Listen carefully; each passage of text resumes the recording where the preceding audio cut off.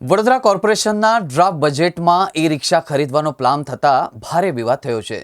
બજેટમાં એવી પોલિસી અંતર્ગત ગાર્બેજ કલેક્શન માટે ઈ-રિક્ષા ખરીદવાની યોજના છે, જેના માટે વિવાદ એટલા માટે થયો છે કારણ કે કોર્પોરેશને અગાઉ ખરીદેલી ઈ-રિક્ષા ભંગાર બની છે।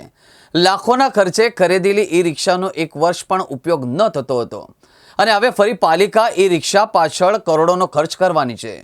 કોન્ટ્રાક્ટરને ફાયદો પહોંચાડવા ઈ-રિક્ષા ખરીદતા હોવાના આરોપ પણ છે।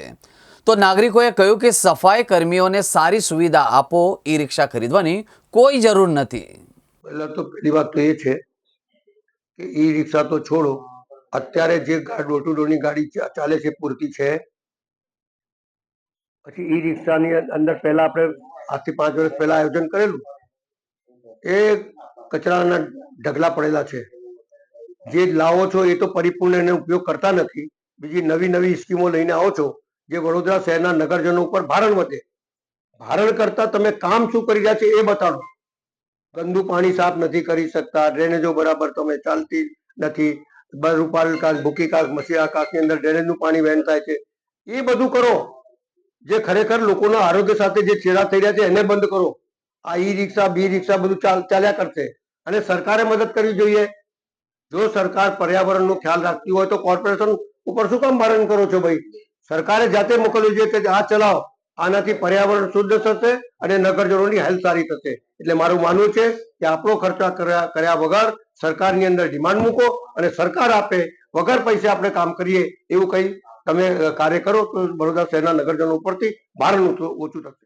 જ્યારે જે જૂના પહેલા લીધેલા હતા ઈ-વ્હીકલો, ઈ-રિક્ષા લેવામાં આવેલી હતી લગભગ 40 જેટલી, પરંતુ એ જે નવી ટેકનોલોજી આવી જે વખતની, એ વખતનો એનો અમલ કરેલો હતો। એમાં એવું હતું કે 1 વર્ષની બેટરીની વોરંટીને આપે।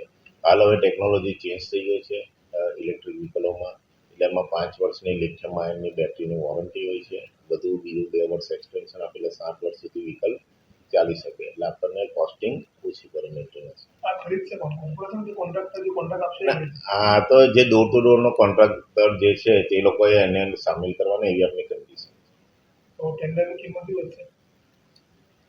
ટેન્ડરની કિંમત નહીં વધે, આપણે જે પ્રમાણે કન્સલ્ટન્ટ જોડે એસ્ટિમેશન કરીને કરેલું છે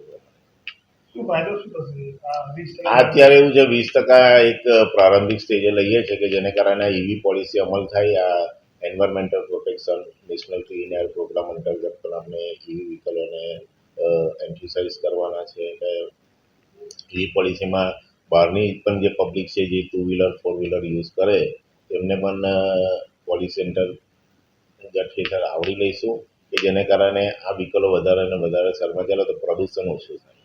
એવું તો નહીં થાય ને કે પહેલા કોર્પોરેશન ખરીદીને 40 રિક્ષા ધોરણ ખાઈને ભંગાર થઈ ગઈ તો આપણે આ જે વ્હીકલો છે તે ઇજારદારે ખરીદવાના છે અને તે જ ચલાવવાના છે, એ આપણી કન્ડિશન છે, એટલે તેઓ મેન્ટેન કરશે। વડોદરા શહેર સ્માર્ટ સિટી, વડોદરા શહેર સંસ્કારી નગરી અને વડોદરા શહેરમાં દર વર્ષે ડ્રાફ્ટ બજેટ બહાર પડતા હોય છે। આ વર્ષે ડ્રાફ્ટ બજેટની અંદર વડોદરા મહાનગરપાલિકાના મ્યુનિસિપલ કમિશનર શ્રી દ્વારા વડોદરા શહેરમાં નાની ગલીઓમાં સ્વચ્છતા માટે 40થી વધુ ઈ રિક્ષા લાવવાનું આયોજન કર્યું છે। જ્યારે આપણે બીજી બાજુ પાછલા વર્ષોમાં જઈએ તો ગત વર્ષ દરમિયાન ઈ રિક્ષા લાવ્યા હતા, એ તમામ ઈ રિક્ષાઓ ભંગાર હાલતમાં છે।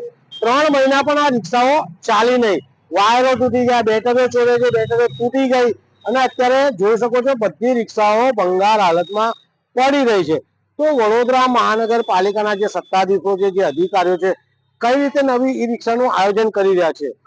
સાથે સાથે જો 50 કરોડ જેટલો વેરો વડોદરા મહાનગરપાલિકા આમ જનતા પર નાખતી હોય તો ઈ રિક્ષા ખરીદીને આ મસ્ત મોટો ભ્રષ્ટાચાર કરવાનો ક્યાંક ચળવળ ચાલી રહી એવું લાગી રહ્યું છે। બીજી બાજુ કોઈકને ફાયદો કરાવવા યા તો ભ્રષ્ટાચાર અધિકારીઓ ભેગા થઈને કરવાનો પ્રી પ્લાનિંગ કર્યું હોય તો અહીંયા દેખાઈ રહ્યું છે।